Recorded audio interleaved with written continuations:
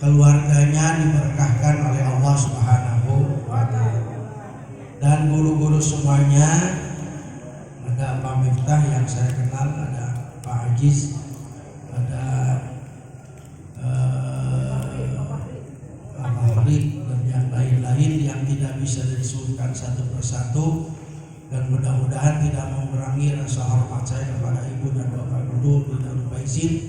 Mudah-mudahan beliau semuanya senantiasa disehatkan jasmani rohani oleh Allah Subhanahu wa Ta'ala, diberkahkan umurnya, diberkahkan ilmunya, diberkahkan segala sesuatunya oleh Allah Subhanahu wa Ta'ala, dihasilkan segala maksudnya, dan mudah-mudahan Ibu dan Bapak Guru Darul Faizin senantiasa diberikan rasa syukur oleh Allah Subhanahu wa Ta'ala atas segala nikmat yang diberikan kepada beliau, dan mudah-mudahan diberikan rasa sabar ketika mendapat musibah dari Allah Subhanahu wa Ta'ala, termasuk doa dari Bapak untuk kalian yang pada siang hari ini bersama-sama berkumpul di tempat yang mulia. Mudah-mudahan kalian senantiasa diberkahi oleh Allah Subhanahu wa Ta'ala, sehat jasmani rohani, hasil maksud, diberikan ilmu yang bermanfaat oleh Allah Subhanahu wa Ta'ala.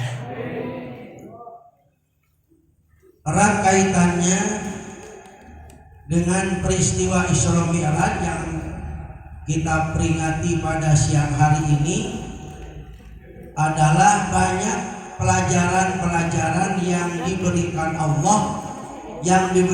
Allah kepada junjungan kita Nabi besar Muhammad sallallahu alaihi wasallam. Sesuai dengan ayat yang dibacakan tadi adalah linuriyahu min ayatina. Peristiwa Isra Mi'raj yang dilakukan oleh Nabi Muhammad sallallahu alaihi wasallam adalah bagian dari nikmat Allah, bagian dari karunia Allah, bagian dari kekuasaan Allah yang akan diperlihatkan kepada Nabi Muhammad sallallahu alaihi wasallam. Peristiwa Isra Mi'raj erat kaitannya dengan ilmu pengetahuan. Ternyata kalau kita baca dalam beberapa keterangan, salah satunya misalnya kita pelajari tafsir tentang Isra yang ada di dalam surat Bani Israil ayat 1 yang ditafsirkan oleh Ahmad,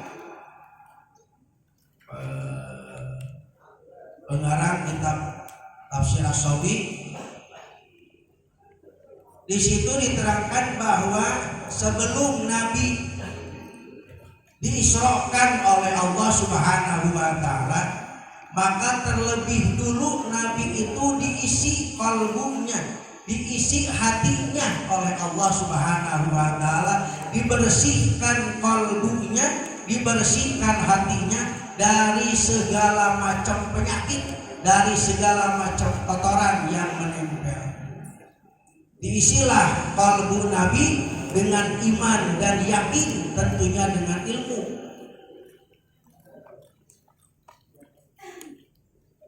Kenapa demikian? Karena perjalanan Isra itu Allah akan memperlihatkan keajaiban-keajaiban, keanehan-keanehan yang sebelumnya belum pernah dilihat oleh Nabi Muhammad sallallahu alaihi wasallam.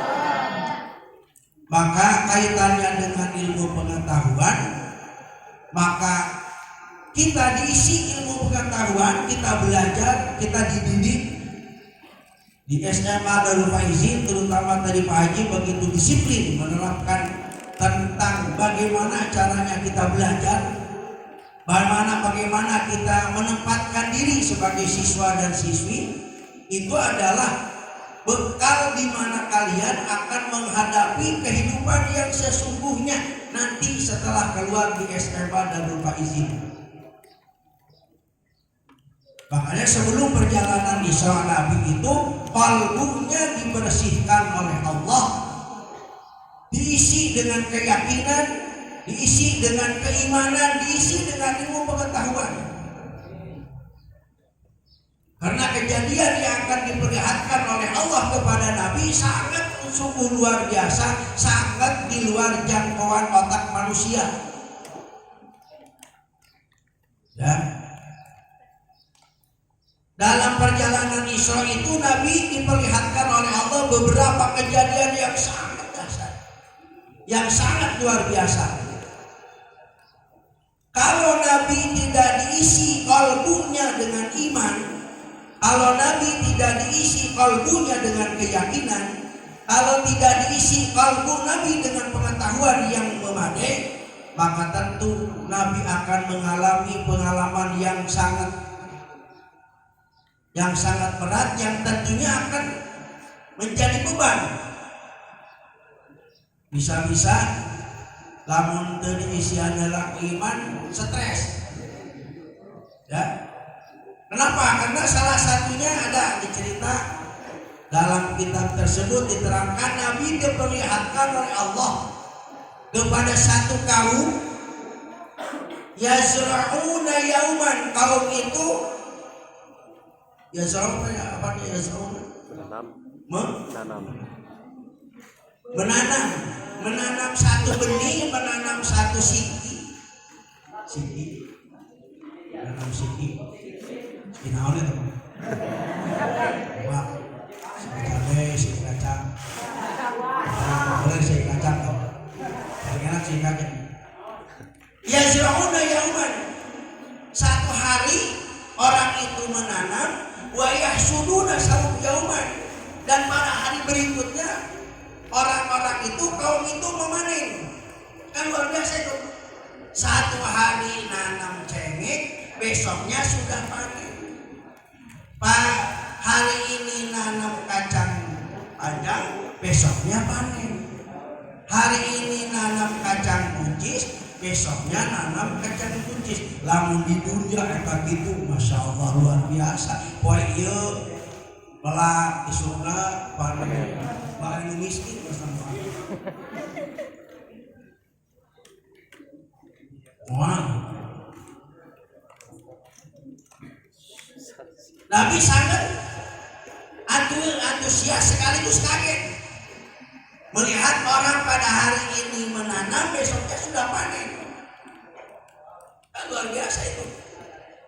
Maka Nabi bertanya kepada malak Jibril, "Manuhum ya Jibril?" Siapa mereka itu? Kata malak Jibril, "Muhammad, itu adalah contoh umatmu al-mujahiduna fi sabilillah, orang-orang umatmu yang berjuang di jalan Allah dengan harta, dengan tenaga, dengan pikiran, dan menafkahkan sebagian harta di jalan Allah Subhanahu wa ta'ala. Maka itulah balasan orang yang berjuang di jalan Allah dengan harta, tenaga, pikiran, dengan segala kemampuan yang ada digunakan untuk berjuang menegakkan agama Allah Subhanahu wa ta'ala. Tadi ketua pelaksana sudah mendoakan siswa-siswi yang ikut mensukseskan acara ini, tentunya tidak luput dengan biaya, ya, dipungut biaya sekian-sekian. Maka dengan niat yang ikhlas, dengan tulus karena Allah, maka itu akan dibalas oleh Allah dengan balasan yang berlipat-lipat ganda. Amin ya Allah ya Rabbal Alamin. Itu diperlihatkan oleh Allah pada Rasul. Orang yang berjuang di jalan Allah untuk menegakkan agama Allah. Nah, salah satunya untuk syiar agama Allah adalah tentunya memperingati Isra wal Mi'raj Nabi Muhammad SAW. Sesuai dengan himbauan dari Nabi, "Man kana lahu malun falyatasaddaq bimalihi." Siapa saja yang punya harta, maka sedekahlah dengan apanya? Dengan hartanya. Bagi 50.000 bikin yang rajaba. 50.000 ke muludan. Pakai muludan. Kegiatan muharraman. Itu bukan harta falin fit. Atau faliyatasaddaq bimalihi. malihi, maka sedekahlah, infaklah dengan hartanya. Wa man kana lahu quwwatun falyatasaddaq bi quwwatihi. Orang yang diberikan tenaga oleh Allah, maka gunakan tenaganya untuk ibadah kepada Allah. Sedekahlah dengan tenaga. Misalnya kalau panitia, biasanya kalau panitia mah jangan keluar ya tenagana. Ardihan kaum kelas saha nu arek infak mah ieu dapat. Ada yang sudah dapat 50.000, alhamdulillah. Aya nu kara 2.000 nyirian ulang teu teuing. Hayang miluran jaban, hayang menang surga infakna 2.000 100 teh. Ini hayang menang surga kudu 2.000. Kan? Falyatasaddaq bi quwwatihi. Maka sedekahlah dengan tenaga. Lamun diangkat jadi ketua, panitia, sekretaris, bendahara, penagih, ulah embung eta teh. Kudu dae, beureun duit mah teu boga tenaga atuh nagihan. Himbau ngajak, ieu mah sedekah henteu tenaga ge embung. Terus yang ketiga kata Rasul, wa man kana lahu ilmun falyatasaddaq bi ilmihi. Orang yang punya ilmu maka sedekahlah dengan ilmu. Bapak tahunya ada acara baru kemarin Pak Zahid Bapak masih saya pada rajaban apa satu waktu. Kebetulan kan Bapak sekarang di RS, di RS gelar lain, di rumah saja. Jadi Bapak terkamana-mana ngalunggup di rumah. Dia pakai pakaian gitu, lain kebiasaan pakai pakaian kieu, paling pakai baju nak kieu lain kita ngaji gimana? Palang kieu arek balik geula ka imah, teu kaburu. Jadi kalau dengan harta, ya tentunya Bapak tidak tahu dan tidak bisa membantu. Mungkin dengan ilmu sedikit itu Bapak bersedekah, dan mudah-mudahan apa yang disampaikan Bapak ini menjadikan ilmu yang bermanfaat. Amin ya Allah ya Rabbal alamin. Bahkan yang paling utama dan yang paling sempurna ketiga syarat Nabi itu ada dalam diri kita. Ya boga naon? Boga harta, ya boga tenaga, ya boga naon? Ilmu. Siapa itu? Yang bisa begitu adalah Nabi Muhammad sallallahu alaihi wasallam. Kalau kalian baca perang Khandaq, Khandaq itu parit, parit itu kudu digali. Apa Nabi berdiam diri hanya menunjuknya saja yang begini, itu angkat, apa tidak begitu? Tidak. Nabi langsung menjadi komandannya, menjadi panglimanya. Ya, jadi Nabi yang mengangkat batu. Kemudian ilmunya yang kita tahu, tenaganya dikorbankan, hartanya dikorbankan, pikirannya pun dikorbankan demi mencapai keridhaan Allah Subhanahu wa ta'ala. Jadi yang pertama, Nabi Muhammad sallallahu alaihi wasallam diperlihatkan oleh Allah dengan seseorang yang menanam hari ini, besok paginya sudah panen. Itu adalah contoh umat Nabi Muhammad yang berjuang di jalan Allah dengan harta, tenaga, dan segala sesuatu yang dimilikinya untuk mengagungkan agama Allah Subhanahu.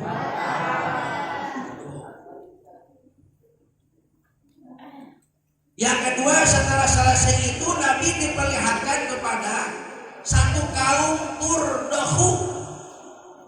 Ini kalimatnya turdahu ru'usuhum. Ada yang kepalanya dipeprek, ditemelan. Dipeprek ada ce. Nabi diperlihatkan oleh Allah kepada satu kaum yang kepalanya tadi dikeprek. Kita olahan di pukulan hancur, adat kembali lagi terus. Hancur kembali seperti Tom and Jerry. Turun-turun disiksa ketemu. Tak gitu Tom Jerry kira teh ibarat contoh ke umat anu doraka ke disiksa ku Allah seperti itu ya. Itu diperlihatkan oleh Allah kepada Nabi. Nabi bertanya kepada malaikat Jibril, "Manhum ya Rasulullah?" Ya Jibril, siapa mereka Jibril? Orang yang kepalanya terus-terusan layak turu eta mah terus gitu. Surah Sirah nanti di mereka ditegelan hancur kembali. Maka kata malaikat Jibril itu adalah hum tatasaqalu ru'usahum 'inda sholatil maktubah. Ayo mati ya. Tatasaqalu teh orang yang berat. Ru'usnya kiamat naon? Ra'sun. Jalma umat anjeun Muhammad anu berat sirahna rek naon? Salat. Orang yang kepalanya atau secara keseluruhan tubuhnya berat untuk menjalankan sholat 5 waktu, maka seperti itulah siksa yang diperlihatkan oleh Allah kepada Nabi Muhammad SAW. Dan ini sangat erat kaitannya dengan peristiwa Isra wal Mi'raj Nabi Muhammad SAW, bahwa perintah yang disampaikan Allah kepada Nabi dan umatnya adalah sholat 5 waktu. Bapak kurang setuju kalau misalnya ada mubaligh menyampaikan dalam rangka dakwahnya Nabi Muhammad kembali dari pertemuan dengan Allah mendapat oleh-oleh oleh-oleh sholat 5. Hari oleh-oleh mah seperti orang menang jomet. Menang jomet. Yang dibuka teh kebenaran kadang-kadang terasa. Nah, untuk kieu teu aneh sapopoe da jeung daging hayam menang jomet naon. Atuh teu aneh. Kadang-kadang dibikeun ka batur teu didaang lain kitu. Hari oleh-oleh mah beuki daang teu bisa dipiceun bisa dibikeun beureun ka batur.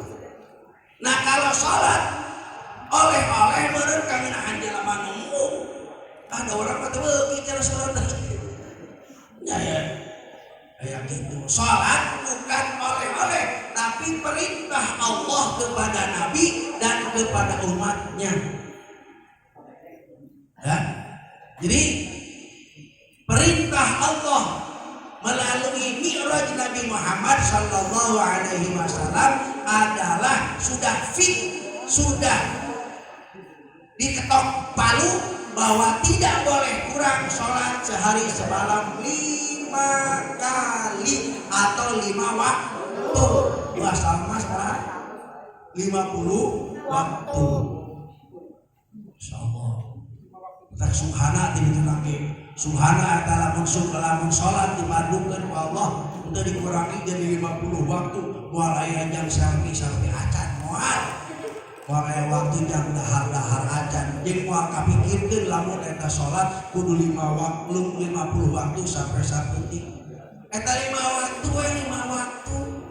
Masya Allah berat. Wa innaha lakabiratun illa 'alal khashi'in. Sholat itu berat. Kecuali bagi orang-orang yang khusyuk, yang diberikan kemudahan, keringanan oleh Allah Subhanahu wa Ta'ala. Jadi hasil Isra Mi'raj Nabi Muhammad mendapatkan perintah sholat 5 waktu. Ya, sholat 5 waktu itu di dalam hadis Rasul, as-salatu mi'rajul mu'minin. Sholat itu oleh Allah dijadikan sebagai sarana untuk naik ke hadirat Allah Subhanahu wa Ta'ala.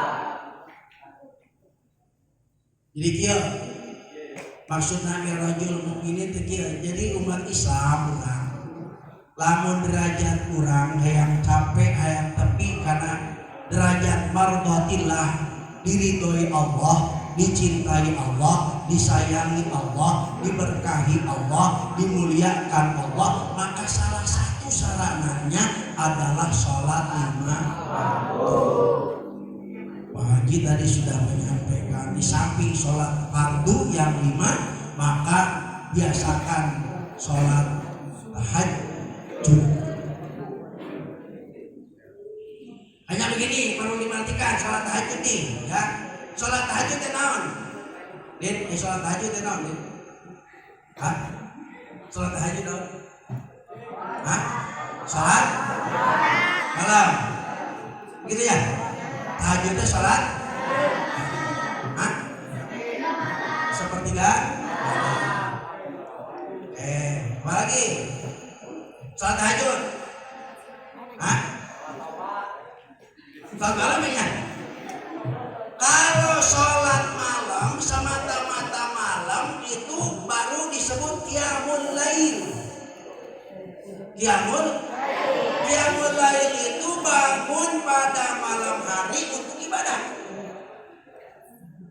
Misalnya sholat qiyamul lail. Tapi yang dimaksud dengan sholat tahajud adalah sholat yang dilakukan pada malam hari dan kamu sudah tidur dan sudah sholat isya. Itu namanya sholat tahajud. Kamu pergi kemana-mana, dalam safar kan ada rukhsah dari Allah untuk menggabungkan 2 sholat. Baik ditarik ke sholat pertama disebut jamak takdim, atau diundurkan ke waktu kedua disebut jamak kalau isya ditarik ke maghrib jamak takdim, kalau maghrib diundur ke isya. Nah ceritanya kamu sholat maghrib ke isya dengan maghrib dilakukan pada waktu maghrib. Sholat paling beres 6:30 paling. Kalau maghribnya jam 6, bereslah 6:30. Naik ke mobil lamun ke safar. Naik ke mobil karena perut sudah penuh, lamun ke pantai geus capek. Ya biasanya capek Pak? Iya Pak. Leupe meureun. Dina naon teh? Dina mobil. Bangun jam 9, jam kebenaran istirahat di masjid. Kamu sholat tahajud di situ. Itu namanya sholat tahajud, sholat yang dilakukan pada malam hari. Kamu sudah tidur dan sholat isya.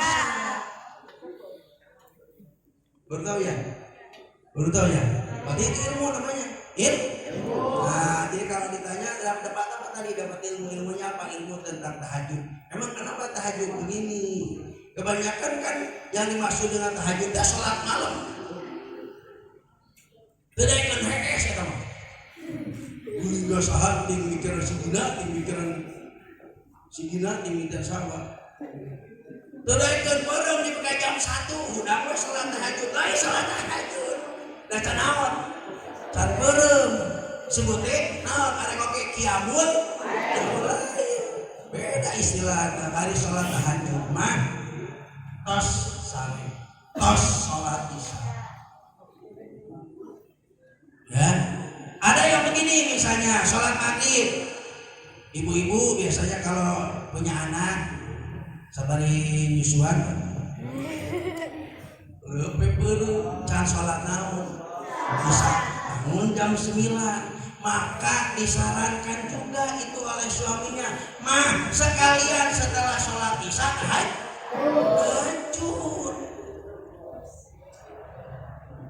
Ya, begitu. Ini bukan semata-mata malam. Lamun nuan main bola Juventus jeung Lazio misalnya. Tapi kan jam 2 teh kan molor. Meme aya kena waktu ke iklan kamu nu salat tahajud 2 rakaat. Lain tahajud jam eta mah. Qiyamul lail. Tahajud mah hees heula. Bisa reup mata salat ge jam 1:30 udang kebenaran aya tontonan bola memes. Nonton salat tahajud. Itu mana? Untuk mencapai keridhaan, kemuliaan, keberkahan dari Allah, kesuksesan diantaranya adalah yang paling utama sholat. Makanya Nabi dalam hadis diterangkan apabila ada sesuatu yang mengganjal kepada Nabi, maka Nabi hazabahu ila sholat, maka Nabi mempercepat untuk melaksanakan sholat. Orang yang osok itunya, orang yang kadang-kadang lamun mengalung itu pohon jarum urut masangkeun kancing, poe ieu masangkeun kancing tadi lesot kancing ngan lesotkeun we nya ari perlu pohon eta di mana kan jarum kamari di nana diselapkeunana kadang-kadang bisa ke sholat ya cek sidina karek sholat deh kadang-kadang can sampai sholat karena kudu ngukul geus ingat alhamdulillah geuning eta jarum teh dicocokkeun dina naon dina tungtung horden bisa gitu ya bisa jadi ya bisa gitu. Jadi hasil dari Isra Mi'raj Nabi Muhammad sallallahu alaihi wasallam yang diperintahkan oleh Allah kepada baginda kita Nabi Muhammad dan kepada umatnya kita sekalian adalah sholat 5 waktu. Sholat 5 waktu. Sholat 5 waktu. Sholat 5 waktu. Ya. Subhanallah. Makanya kalau di SMA Darul Faizin misalnya ada pembiasaan sholat duha, maka itulah yang harus diiklankeun.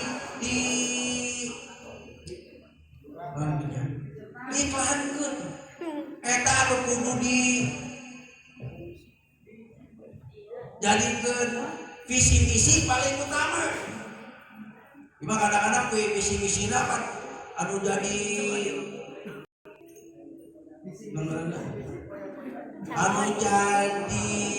ukuran tentang keilmuan, tentang ini, tentang itu segala macam. Padahal justru praktek-praktek seperti itu yang harus ditonjolkan ke masyarakat bahwa pembiasaan di SMA Darul Faizin sebelum dimulai pembelajaran adalah sholat duha. Alhamdulillah. Terus ada tahsin Quran, ada alhamdulillah. Nah mestinya orang tua kan ningali eta lamun pembiasaan di Darul Faizin adalah sholat duha dengan sholat zuhur berjamaah, maka harus bangga orang tua. Karena tidak semua sekolah menerapkan itu. Aya anu asupna sakahayangna jam 8 isukna taya kegiatan boleh masuk jam 8, tetapi kegiatan pembiasaan itu dilakukan dengan baik, dipertanggungjawabkan oleh semuanya. Bukan hanya Pak Haji Asnawi yang keras, tetapi semuanya guru mendukung dan melakukan, semua siswanya. Maka insya Allah keberkahan akan turun dari Allah Subhanahu wa ta'ala. Setelah sholat duha terus ada tadarus Al-Quran, tahsin Al-Quran. Karena rata-rata ya, jangan sudah SMA, sudah masuk SMP saja. Biasanya kalau di kampung komo lamun asalna can bisa ngaji di SD TMI na eta teh asup ke SMP sok aleureun ngaji. Nah kalau tidak ngaji sampai umur tua, sampai meninggal, itu tidak bisa baca Quran. Apa yang mau kita banggakan di hadapan Allah Subhanahu wa ta'ala? Nah kalau di sekolah itu dibudayakan, insya Allah itu akan mendapatkan keberkahan dari Allah Subhanahu wa ta'ala. Sholat tahajud. Yang nyantri di sini dibiasakan bangun malam untuk tahajud. Setengah 4 paling minimal tahajud, berdoa kepada Allah, minta kepada Allah, mudah-mudahan segala sesuatunya akan dimudahkan oleh Allah Subhanahu wa ta'ala. Itu ya. Jadi hasil dari perjalanan Isra Mi'raj Nabi Muhammad sallallahu alaihi wasallam yang diperintahkan kepada Nabi dan kepada kita adalah sholat 5 waktu. Sholat. Jangan sekali-kali kita membiarkan, tidak menjaga, tidak melaksanakan sholat, apalagi yang masih biasa ninggalkan sholat. Itu kamu laki biasanya, kamu laki mah tinggi biasanya, kamu laki madu sejahtera dalam zami usah kering sholat ya, usah berjamaah di asal wani sanawiyah masuk di polototan ku bapak buru ulah di polototan wae karena Pak Haji karena kue untuk itu memerenan lain karena Allah karena Pak Haji kamu diomongkan ya bapak balik oh balik kesalahan gue mahalalakoan ya. Ada orang, tidak ada orang laksanakan perintah Allah dengan sepenuh hati, baru itu nanti akan turun keberkahan dari Allah. Kita akan miraj, akan naik derajat kita, maka kita di hadapan Allah Subhanahu wa ta'ala. Maka jangan harap hidup kita akan bahagia, hidup kita akan tenang, hidup kita akan penuh berkah kalau kita berani meninggalkan sholat. Jangan meninggalkan sholat, mengakhirkan waktunya, itu termasuk fawailul lil musallin. Ini fawailul lil musallin, celaka bagi orang yang sholat. Itu orang yang mengakhirkan waktu tanpa ada udzur. Ada udzur, ada sebab yang diperbolehkan dalam agama. Ya, kita masih biasa kayak gitu. Kecuali ada udzur, ada dua udzur yang diperkenankan, yang diterima oleh syara. Pertama, anisyan, jam 2 can sholat, bener teman. Wa ma ansani illa syaitan, tidak ada yang menjadikan saya lupa kecuali setan ngomongkan orang jam 2 can sholat. Itu begitu ingat sholat, baru itu diampuni kalau nisyan, benar-benar nisyan. Yang kedua, udzur yang diakui oleh syara adalah an-naum, tidur. Nganes namanya datang waktu. Ulah jam 12 waktu zuhur. Kudang jam 3 masa. Fawailun lil celaka bagi orang yang sholat yang selalu lalai. Di antara lalai pengertian para ulama, tafsir para ulama adalah takhirul waktu, ngahirkeun waktu dina waktu sholat tentu. Kecuali kalau tidurnya sebelum datang waktu. Zuhur jam 12 setengah 12 pailulah teh tidur sejenak untuk menunggu datang waktu zuhur. Itu kalau malamnya tahajud baru ada pailulah. HP alarmna di pasar ngan eta masaking kebluk karena di boy mimpi ada di Pulau Bali kan boleh Pak Bali mah indah menurut diperlihatkan oleh Allah yang indah-indah untuk si Dina. Aduh lempok orang Australia coba gede, coba jagung, coba panjang asik kabawa ngimpi ke di gue ari udah ke jam 2 jam 1 itu lamun sarena memewah